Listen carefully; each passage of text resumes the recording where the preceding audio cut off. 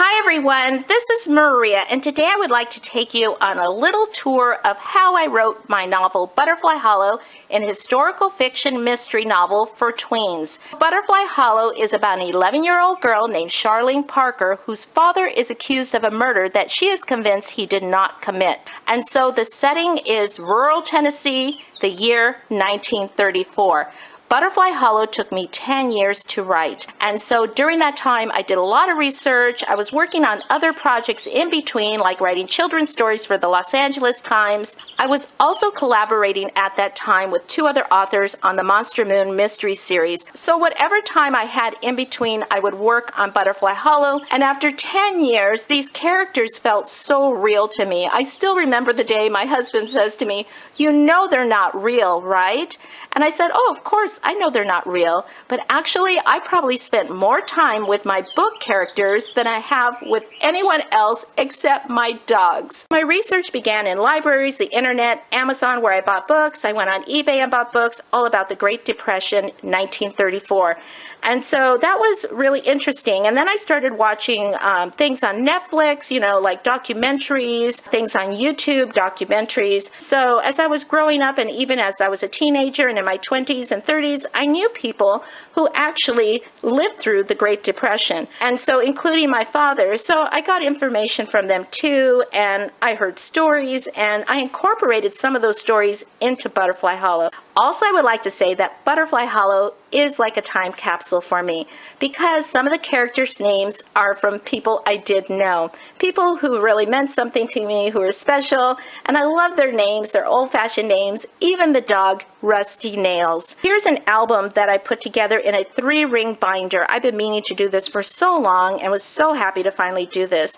I have some old-fashioned scrapbook paper that I put in the background, and on the cover we have this clear plastic sleeve, which I love. By the way, I got this 3-ring binder at the 99-cent only store. So I'm just going to slip out the magazine so you can see it a little closer. This is called St. Nicholas for Boys and Girls.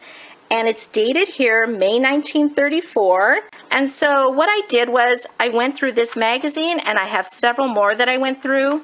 And so you could see the stories in here. And what I was also looking for, you guys, let me see if there's any here. Well, there's some travel things here on the back. It says an ideal vacation. There's the riddle box. And what I was looking for was things that Charlene Parker, that my character or the other characters might have had. And so let me go ahead and open this. Here I purchased some vintage photographs from eBay.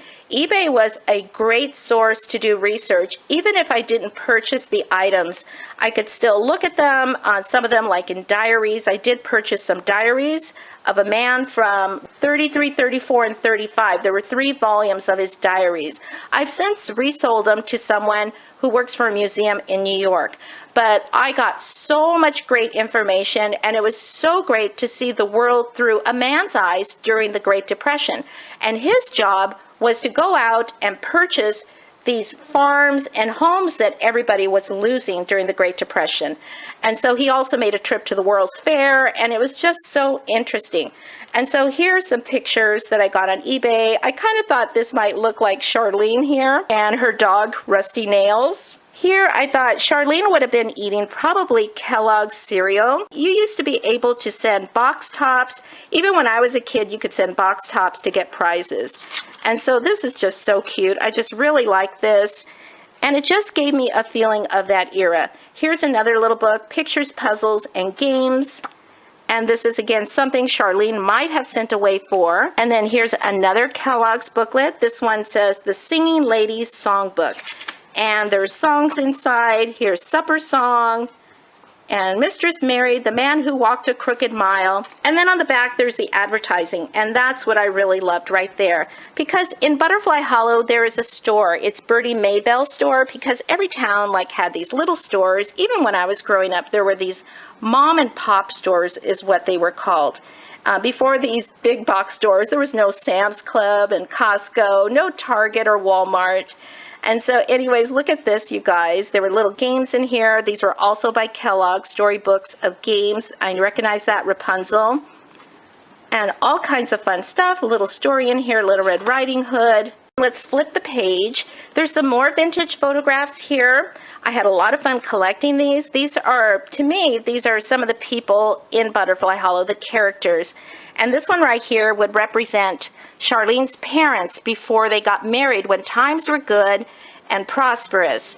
And then here are some men by a railroad car.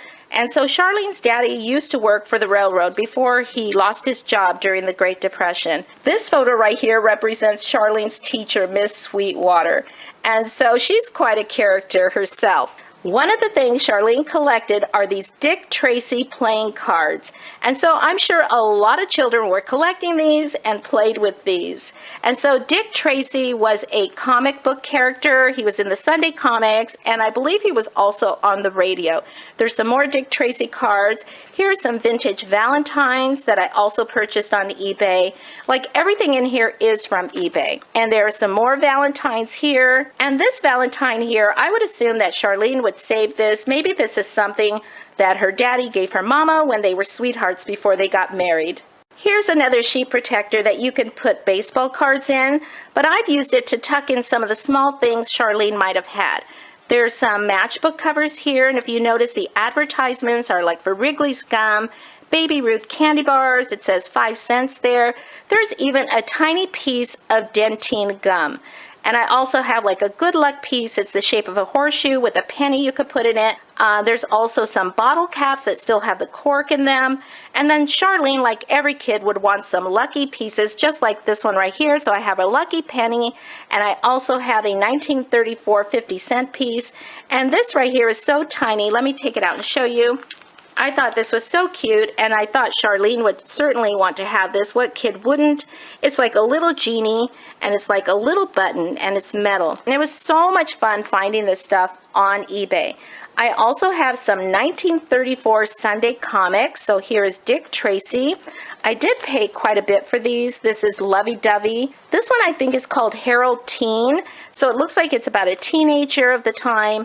This one is A Strain on the Family Tie. And this one is Smitty. And again, this is Harold Teen. So for most people, money was scarce during the Great Depression. So imagine being a kid and to be able to clip out some of this play money, the paper money from the comics and the newspaper, and tuck it in your wallet or in your pocket. That must have been so much fun. On the next 2 pages, I have some paper dolls that were more than likely clipped out of the comics and magazines. On the page to the left, I have a shell road map of Kentucky and Tennessee. And so this also is from the Great Depression era. I also have 2 vintage postcards. The drawing on the right is dated 1934, and it's signed by the artist.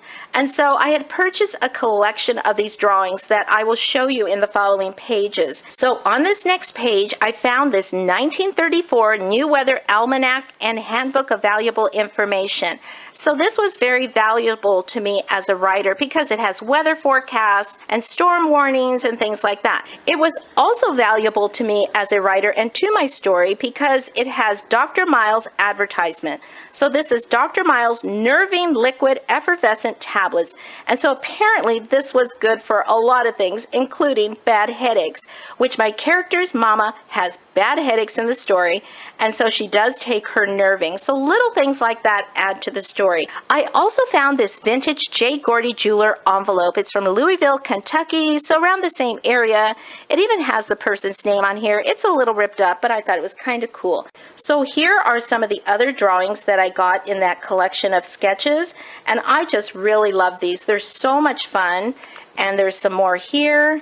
Let me pull this over so you can see these. Aren't they just so pretty? And I love this one right here. Just so pretty.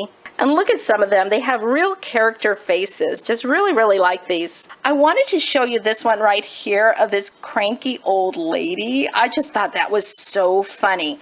And so, yeah, they're just so cute, you guys. I just loved them. I can't remember what I paid for them, but whatever it was, I felt like it was really worth it. Oh, I want to show you this one too. Look at this little girl right there. She looks like she's really mad at something. And so that was just so much fun. And so here I have some box tops from cereals. There's Wheaties, Post Toasties, and this is Kellogg's Corn Flakes. And also here is a like Halloween mask. It's a paper mask. And so I bet you had to order that through a cereal package, or maybe you could cut it out from a cereal package. I'm not sure about that. I also found this in a collection of ephemera. It says on here, "You bet on Seabiscuit's writer." And so I thought that was kind of cool. Also, I found this, and it's got two pictures. They're identical, and I think you put them like in a viewfinder. I think it's called a stereoscope. I'm not sure. I can't remember now, but I just really like that. And I thought that might be something that would be lying around Charlene's house. Maybe it belonged to her mother or her grandmother or something like that. And then also here, I did use this a lot, you guys. This is a Montgomery Ward department store catalog. And so this was really helpful because there's a lot of pictures in here of things that people ordered during 1934. It is dated 1934. And so it's really neat. You could see all the clothes they would wear. And so I got a much better idea of what Mama, Charlene's mother, would have ordered through the mail. Also, Charlene and her best friend Fidget, they have popcorn. And so this is an old box of Jolly Time brand American Popcorn Company. And so the box does say Sioux City, Iowa. I just thought it was really neat. And so I got that off of eBay also. Then I have some really small things in these pockets, like this tiny calendar that says 1934, and then some of these little calendars that are dated 1930s, and they're from the gas stations. I even have an old business card here. This is a grammar school yearbook from 1934. And you can see that it's held together with these old ribbons, and so I really should fix those. And so the pages are browned with age. The school is actually Ocean Grove Grammar School, and so class of 34. And here there's some signatures. This must be the principal, and there's some artwork here. And so this is just so much fun. This is the class history. Look at these pictures, you guys. This is Doris Virginia Brophy, and they have in parentheses their little nicknames, so they called her Dot, and she even signed it here.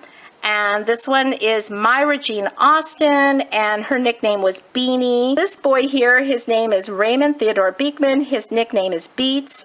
And Janet Bernice Bowen, her nickname was Bozan. And so it looks like it was a time period when people had nicknames. And John Robert Clark went by Bobby, and George Henry Coder went by Red, and Arthur Frank Krellin went by Cruller, and then Miriam Eileen Day went by Mim. And so this was just so much fun. Walter James Evan went by Lefty. I just love that, you guys. I love all the little nicknames. And so that's just so much fun. Charles Thomas Hall at the top here, and he was a member of Boys Glee Club, and his nickname was Mop. So this was extremely helpful to me, imagining the children's Charlene's age in 1934. So also at the back of the album, I've tucked some other things back here. And this is something Charlene might have had, or maybe Mama had, like in a little junk drawer or something. It's called the Heap of Fun Stunt Book. And so it was published Syracuse, New York. And so it's got all kinds of funny little things in here. Looks like games. It says Barbershop Review. And so just different idea of things kids can do in a Jollywood studio making a silent movie. These are those little mounting corners for photographs, and so these are vintage of the era. And this right here says Everybody's Game Book. This also is something Charlene might have had, and since Charlene's mama has a piano in the house, I'm sure they had sheet music. And so here's a booklet. It said it was 10 cents, popular songs, and look who's on the cover, you guys. Bing Crosby. And then here there's a Big Chief tablet, and so it's vintage. I did purchase this on eBay. I'm not quite sure the year. I believe they said 1930s, but I'm not sure, but I still think it's really cool. On the back of the album, there's another plastic sleeve where I was able to tuck in this Little Orphan Annie treasure hunt game. And so I still have the original little envelope that it came in, you guys, and you can see it says Radio's Little Orphan Annie, 180 North Michigan Avenue, Chicago, Illinois.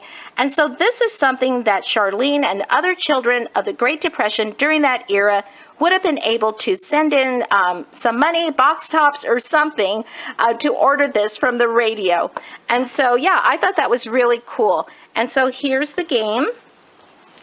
You can see the artwork on here. Oh, it was Ovaltine, you guys. It says, "Here's health, the Ovaltine way to the treasure isle of health and happiness." And it's signed Annie. And so Little Orphan Annie was very popular on the radio, especially during that time. And here are also some scissors that Charlene might have had. They look like little school scissors. And so they're really kind of heavy, you guys. And these are also from the Great Depression era. So these are some of the things I used to do my research during the making and the writing of Butterfly Hollow. Thanks for watching, everyone. Bye-bye.